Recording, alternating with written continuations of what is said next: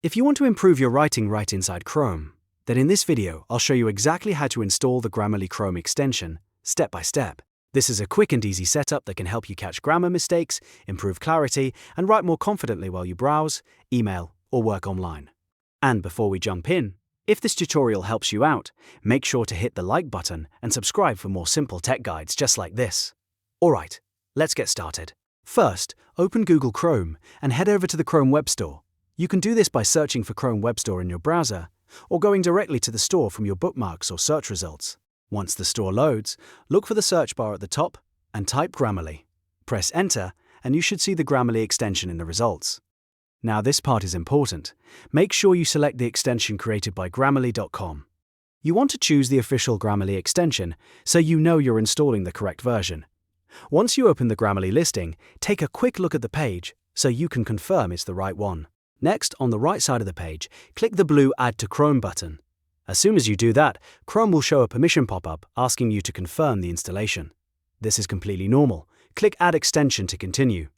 After that, give it a few seconds while Chrome downloads and installs Grammarly automatically. Once the installation is complete, a new browser tab should open on its own and take you to the Grammarly website. This is where you can finish setting everything up. If you already have a Grammarly account, click Login and sign in with your details.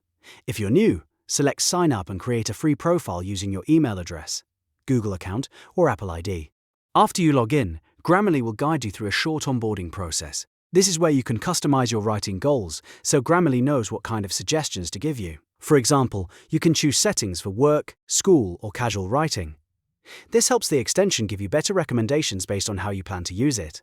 Now, for an important step that makes Grammarly easier to use every day, you'll want to pin the extension to your Chrome toolbar so it stays visible and easy to access.